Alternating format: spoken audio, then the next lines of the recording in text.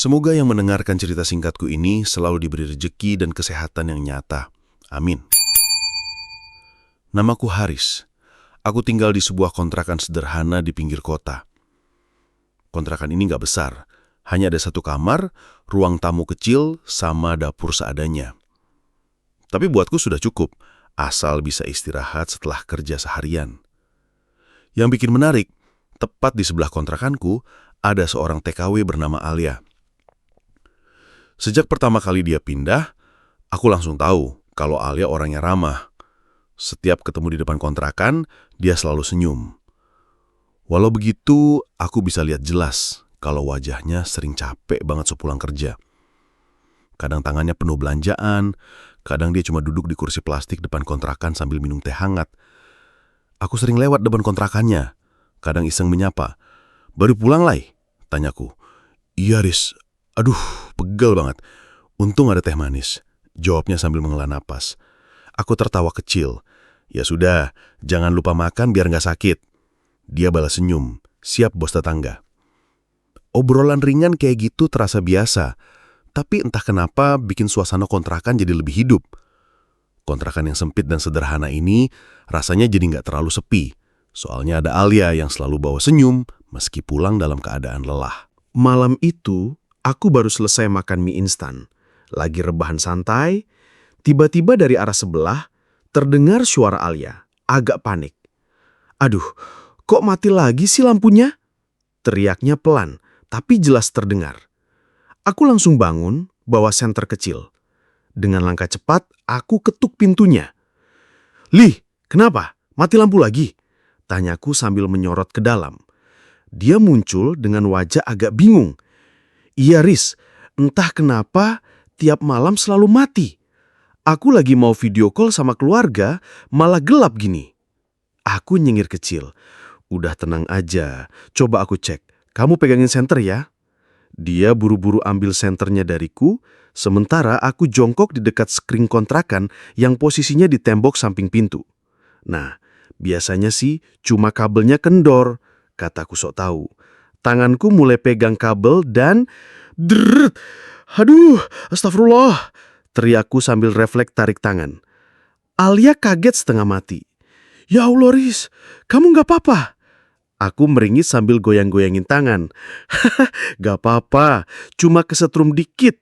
Kayaknya kabelnya nakal." Dia malah manyun. "Dikit-dikit gimana?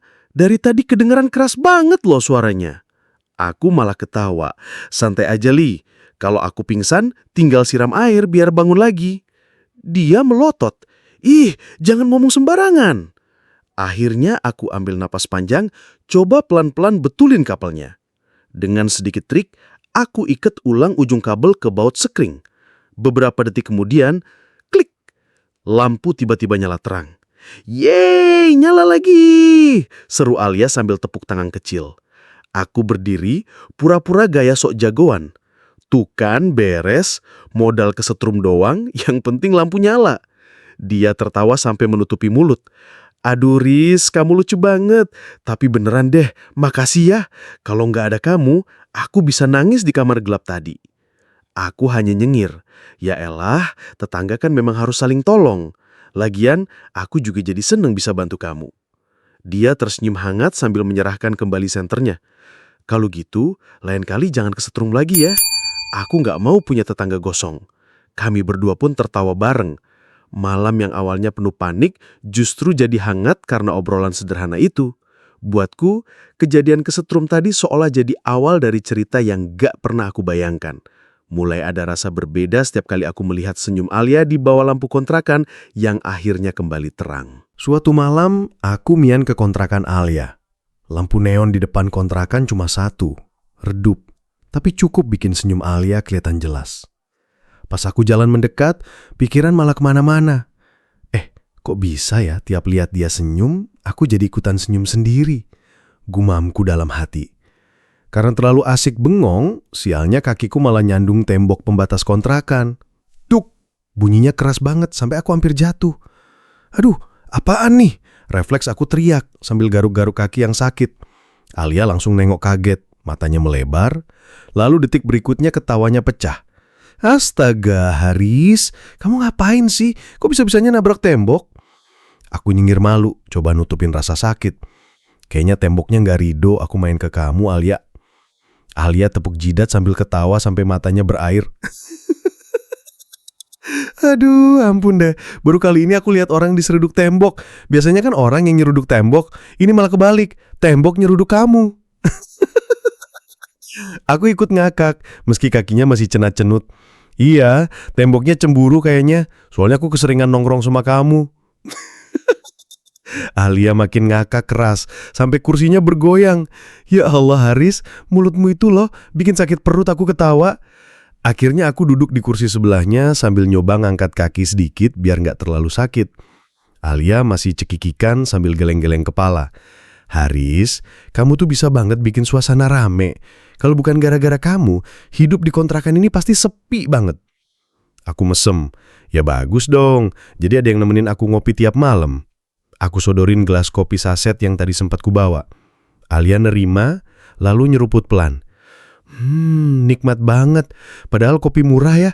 Tapi entah kenapa kalau diminum bareng, rasanya kayak kopi mahal di kafe. Aku langsung nyeletuk. Waduh, jangan-jangan karena yang nyeduhin aku jadi tambah manis. Alia ngelotot pura-pura marah, lalu ketawa lagi. Haris, dasar, kamu itu kalau di kampung pasti sering godain tetangga. Obrolan ngalir aja malam itu. Dari cerita kerjaan, gosip tetangga kontrakan, sampai hal-hal receh. Setiap cerita yang keluar selalu aja berujung tawa. Sesekali Alia masih ngeledek aku. Hati-hati loh, lain kali jangan bengong lagi kalau jalan. Aku gak mau kamu jatuh gara-gara lihat aku senyum. Aku ketawa kecil, jawab dengan nada sok serius. Kalau jatuh gara-gara kamu senyum, aku ikhlas kok. Yang penting jatuhnya ke hati kamu, bukan ke tembok lagi. Alia langsung nutup wajah pakai tangan, ketawa ngakak. Astaga, kamu turis, ngeri-ngeri sedep gombalnya. Aku cuma senyum sambil ngaduk kopi. Dalam hati anget banget. Malam itu aku sadar, sederhana aja udah cukup. Kursi plastik, kopi saset, obrolan receh, dan Alia di sebelahku. Besoknya, sepulang kerja, aku masuk ke kontrakan. Badan rasanya remuk, keringat masih nempel. Tapi yang paling kerasa justru sepi banget.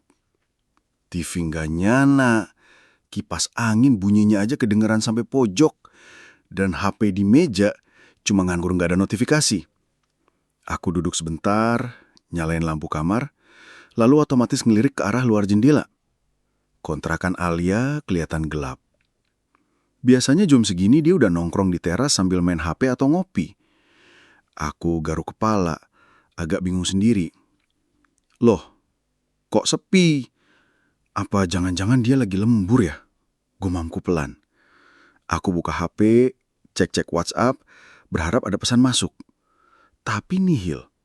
Chat terakhir malah obrolan receh tadi malam pas kita ketawa gara-gara aku nyandung tembok.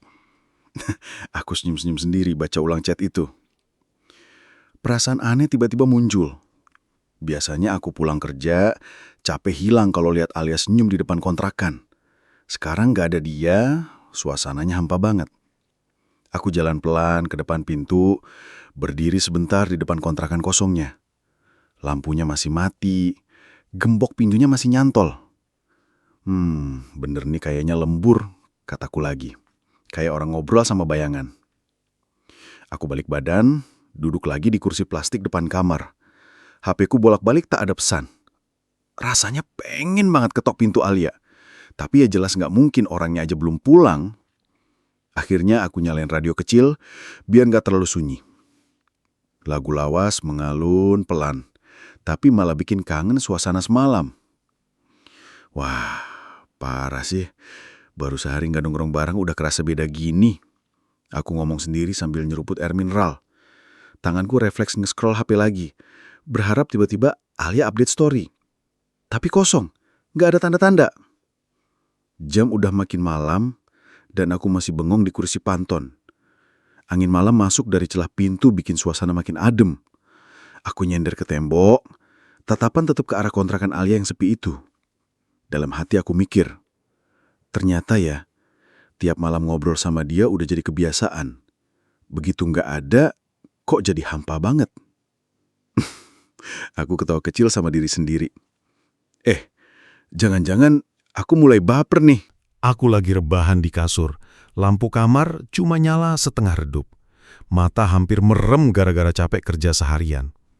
Tiba-tiba, dari arah luar terdengar suara ceklek-klek kayak ada pintu yang dibuka pelan. Aku langsung melek. Kupingku otomatis fokus dan gak salah lagi. Itu suara pintu kontrakan Alia. Aku senyum kecil. Akhirnya pulang juga dia, batinku. Beberapa menit aku diem aja, pura-pura nggak peduli, padahal hati pengen banget nyapa. Tapi ya, dasar kepo, akhirnya aku nggak tahan. Aku bangun, buka pintu kamar, terus manggil dengan nada setengah goda. Alia gemoy, hihi. Ucapku sambil ketawa kecil, nadanya agak diledakin biar dia kesel dikit. Dari seberang langsung kedengeran suara langkah dan suara khas Alia. Hadeh, Haris, baru juga buka pintu, udah diledekin. Gemoy apaan coba? Suaranya ketawa, tapi aku bisa nebak mukanya pasti setengah malu setengah kesel. Aku ngakak, nyender ke kusen pintu. Lah iya, abisnya kan kamu gemoy. Pulang malam gini masih aja semangat. Tadi lembur ya? Tanyaku nada sok serius, tapi ujungnya tetap senyum. Alia narik napas panjang sambil duduk di kursi plastik depan kontrakan. Ya nih Har, tadi kerjaan numpuk banget, aku sampai males banget mau jalan pulang. Rasanya kaki udah mau copot.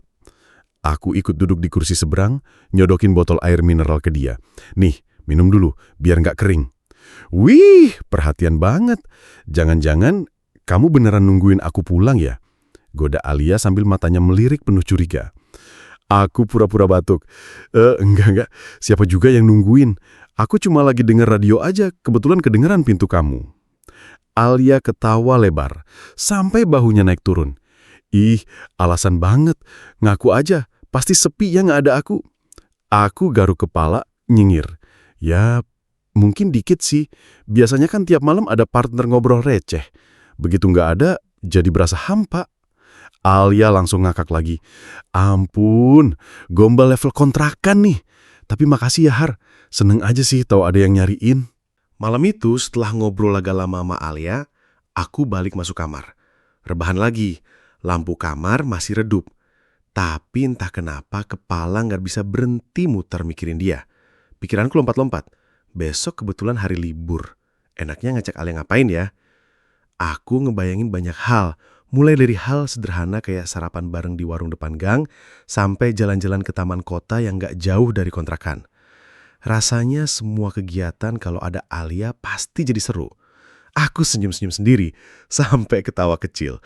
Duh Haris, beneran nih, kamu kenapa jadi gini? Jujur aja, aku sendiri bingung sama perasaan ini. Mau makan, kepikiran Alia. Mau mandi, bayangan wajah Alia muncul lagi. Bahkan tadi sempat-sempatnya aku mikir, Alia suka makan apa ya kalau sarapan? Lontong sayur atau bubur ayam? Aneh banget, tapi ya gitu rasanya. Aku bolak-balik di kasur, tarik selimut, terus buang lagi. Aduh, repot banget kalau begini. Tapi ya repot yang bikin senyum, gumamku sambil ngelirik HP di meja kecil sebelah kasur. Rasanya pengen banget ngecat Alia, ngajak ngomong soal besok. Tapi gengsi juga, masa iya cowok duluan yang heboh ngajak jalan? Akhirnya cuma ketik-ketik draft di HP, terus hapus lagi. Ngetik, besok libur, mau sarapan bareng gak? Hapus juga. Ngetik lagi, Alia, kalau libur biasanya kamu ngapain? Hapus juga. Begitu terus sampai bikin aku sendiri geleng-geleng. Ya sudahlah, besok ketemu langsung aja deh. Lebih natural, pikirku sambil narik napas panjang. Tapi tetap aja makin diniat gak dipikirin, makin muncul tuh bayangan Alia di kepala. Senyumnya pas ketawa, caranya nyeletuk receh, sampai gaya duduknya di kursi plastik yang santai banget. Semua kayak nempel di pikiran. Aku senyum sendiri, lalu nutup mata pelan. Ya udahlah Haris, nikmatin aja dulu. Kalau memang suka, ya jalani. Besok kan masih ada hari libur. Mungkin ini kesempatan. Pagi itu akhirnya datang juga. Aku pikir aku yang bakal duluan nyemper Alia, ngajak sarapan atau sekedar ngopi bareng. Tapi ternyata kebalik. Baru aja aku enak-enak tengkurep, selimut masih nempel, tiba-tiba terdengar suara ketukan pintu. Dok, dok, dok. Haris, Haris, bangun woi, rese bener tidur mulu. Suara Alia nyering banget dari luar sambil ketawa. Aku yang setengah sadar cuma bisa bergumam. "Huh, siapa sih pagi-pagi udah ngojek kayak penyiar radio?" Nggak lama terdengar lagi suaranya. Kali ini lebih kenceng. "Bangun Gi, udah siang gini masih tidur aja. Kayak anggota DPR, kerja nggak kerja, tetap aja dapat tunjangan uang." Aku spontan ketawa ngakak di balik bantal. "Astaga Alia, kamu kenapa sih pagi-pagi udah ngocek kayak penyiar radio?" Alia malah ketawa makin keras. "Hehehe, lah aku udah beres-beres dari tadi, masa kamu masih tidur kayak bayi kekenyangan? Malu dong sama ayam yang dari subuh aja udah kerja." Aku bangkit pelan, rambut acak-acakan, mata masih sepet. Aku buka pintu sambil garu-garu kepala. "Ih, Alia, kamu ganggu jam tidur berkualitas aku tahu nggak?" Dia langsung melotot pura-pura marah. "Jam tidur berkualitas? Gila, jam 9 masih molor aja bilang berkualitas. Nih, muka kayak bahantal, kusut seluma." Aku ngakak sambil nutupin muka pakai tangan. Ya ampun Alia, aku baru sadar punya tetangga bawel plus cerewet. Gak ada yang lebih sabar gitu, biarin aku tidur nyenyak. Alia nyengir belebar. "Kalau aku gak bangunin, bisa-bisa kamu bangun jam 11. Mana sempat kita sarapan bareng." Aku langsung bengong sebentar. Kamu ngajak sarapan?" "Ya iyalah, aku udah lapar dari tadi. Kalau nunggu kamu bangun sendiri, bisa kurus aku." Aku senyum-senyum sendiri, rasa ngantuk langsung kabur. "Wah, kalau gitu tunggu bentar ya, aku siap-siap dulu. Jangan kabur, ntar aku rugi kesempatan sarapan sama artis kontrakan sebelah." Alia ketawa sambil geleng-geleng. "Artis apaan Haris? Buru cepet mandi sana, jangan lama-lama. Aku hitung 5 menit loh." Aku masuk lagi ke kamar, buru-buru cuci muka dan ganti baju. Di balik kaca kecil, aku sempat bisik pelan. Gila Aris, baru niat ngajak dia jalan, malah dia duluan yang jemput bola. Mantap. Begitu Alia bilang, "Buruan mandi Gi, aku tungguin, jangan lama-lama." Langsung aja aku ngacir ke kamar mandi. Rasanya kayak dikejar deadline pabrik. Brrrr, brrrr, suara air shower langsung nyiprat ke badan. Aku gosok muka cepet-cepet, serak-serak-serak. Sabun mandi asal nempel aja ke badan. Duh, cepetan jangan sampai Alia bosan nunggu. Aku ambil sampo, nuang kebanyakan sampai berbusa banget. Waduh, ini kepala apa mesin cuci? Busanya kebanyakan banget. Gumamku sambil ketawa sendiri. Gosok-gosok-gosok, rambut udah kayak awan putih. Gak pakai lama, aku bilas buru-buru. Air nyiprat sana-sini. Ces, aduh dingin banget. Tapi tahan dulu, yang penting cepat selesai. Habis itu langsung sikat gigi kilat. Krek-krek-krek, sambil liring ngomel. "Ayo Aris, cepet. Ntar Alia kira aku tidur lagi di kamar mandi." Nggak sampai 10 menit, aku udah keluar dengan rambut masih agak basah. Napas ngos-ngosan kayak abis lomba lari. Akhirnya selesai juga. Gila, mandi tercepat dalam sejarah hidupku. Aku buru-buru pakai kaos bersih dan celana training, terus bercermin sebentar. Lumayan lah, nggak terlalu kusut. Yang penting nggak kelihatan kayak zombie. Begitu buka pintu kamar, aroma wangi masakan dari kontrakan sebelah langsung nyamber. Aku otomatis nyengir. Wah, ini nih alasan kenapa aku mandi kilat. Demi sarapan bareng Alia. Begitu selesai mandi kilat, aku keluar kamar dengan napas masih ngos-ngosan. Rambut masih agak basah, kaos putih baru aja kupakai seadanya, dan sandal jepit udah siap tempur. Dari kontrakan sebelah, aroma masakan makin jelas tercium. Telur dadar hangat bercampur bau tumisan sayur, ditambah teh hangat yang aromanya sampai bikin perutku langsung keroncongan. Aku jalan sambil senyum-senyum sendiri, lalu sengaja teriak kecil. "Weh, siapa yang masak pagi-pagi kayak gini? Kayaknya tetangga sebelah makin hari makin mirip chef internasional." Pintu kontrakan Alia udah kebuka. Dia muncul dengan celemek kecil motif bunga, rambutnya digelung asal, tapi tetap kelihatan manis. Alia nyender di pintu, senyum lebar. Haris, jangan kebanyakan gombal. Masuk Gi, sarapan udah siap." Aku ngakak kecil sambil garu-garu kepala. Ya ampun, aku beneran ditraktir nih, kirain cuma bercanda. Dia melotot pura-pura marah. Orang aku serius. Nih lihat, masakanku udah nungguin. Begitu masuk, mataku langsung nyapu meja kontrakan kecil itu. Ada telur dadar tebel, sayur tumis, sama roti tawar potong segitiga. 2 gelas teh hangat berasap juga udah terhidang. Aku refleks duduk sambil nyium aromanya dalam-dalam. Wah, ini sih lebih dari restoran bintang 5. Kurang pelayan sama musik doang. Alia ketawa duduk di depanku. Ya elah mulutmu, sarapan kontrakan aja disamain sama hotel. Biar nggak banyak ngomong, mending makan dulu. Aku ambil sepotong roti, langsung gigit sambil angkat jempol. Enak banget lah. Serius, kalau tiap pagi ada beginian, aku nggak bakal telat kerja lagi. Dia nyengir kecil sambil aduk teh. Iya, tapi jangan harap tiap hari aku masakin. Ini spesial soalnya libur. Aku sandarin badan ke kursi, tatap Alia sebentar. Spesial karena bareng kamu kan? Alia langsung pura-pura batuk, wajahnya agak memerah. Ih, Haris, pagi-pagi udah mulai gombalnya. Aku ketawa, lalu angkat gelas teh. Tos dulu yuk! Untuk sarapan pertama kita yang resmi. Dia ikutan angkat gelas, senyum tipis. Tos! Semoga nggak jadi yang terakhir. Kami pun makan sambil ngobrol ngalir.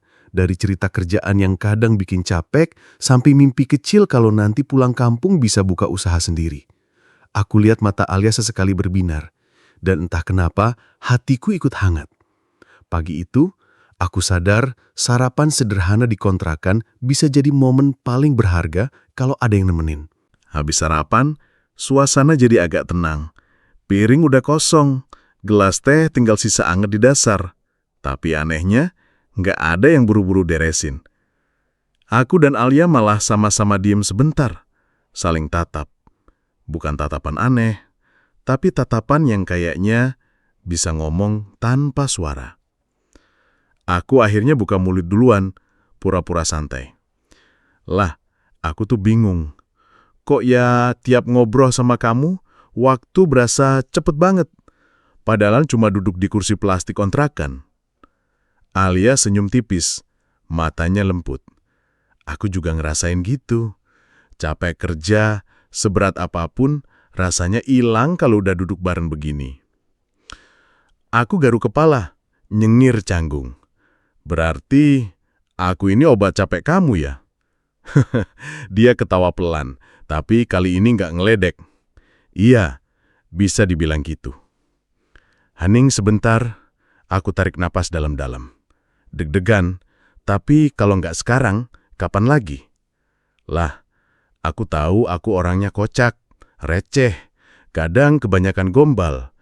Tapi serius, aku nggak pernah segini nyamannya sama orang lain. Aku suka kamu. Alia terdiam, matanya menatapku lama. Aku bisa lihat pipinya sedikit memerah. Dia narik napas pelan, lalu tersenyum. Haris itu aneh banget. Bisa bikin aku ketawa tiap hari. Tapi sekaligus bikin aku mikir, mungkin aku butuh orang kayak kamu di hidupku. Aku langsung kaget, senyumku nggak bisa ditahan. Maksudnya, kamu mau nerima aku? Dia angguk pelan. Iya, aku mau. Tapi dengan satu syarat. Aku buru-buru maju dikit. Penasaran. Apa tuh? Aku siap deh. Alia tatap mataku dalam-dalam. Kita janji sama-sama serius bangun masa depan. Hidup di Taiwan ini kan cuma sementara. Aku nggak mau pulang ke Indonesia, nanti masih bingung mau ngapain. Kalau kamu beneran sayang, ayo kita sama-sama nabung, rencana barang, supaya nanti ada yang bisa kita bangun. Aku angguk mantap, tanganku otomatis menepuk dadaku. Deal lah, aku janji. Kita kerja keras di sini, bercanda boleh, tapi tujuan tetap jelas. Pulang kampung, kita bangun hidup bareng. Entah itu warung kopi, kontrakan kecil, atau rumah sederhana. Yang penting sama kamu. Alia senyum hangat, matanya agak berkaca-kaca. Kamu tuh ya, kocak tapi seriusnya bikin aku percaya. Kami berdua ketawa kecil, lalu saling pandang lagi. Gak perlu banyak kata. Di meja kecil kontrakan, dengan sisa aroma teh hangat, kami sepakat dalam diam. Mulai hari itu, bukan cuma tetangga kontrakan, tapi juga dua orang yang punya tujuan bareng. Dan begitulah, kisah sederhana Haris dan Alia di tanah rantau berakhir manis. Dari awal cuma tetangga kontrakan yang sering bercanda, sampai akhirnya tumbuh rasa saling peduli, saling mengerti, dan berani berjanji untuk masa depan. Kadang cinta memang nggak perlu dicari jauh-jauh, cukup ada ketulusan dan kebersamaan, itu sudah jadi kebahagiaan.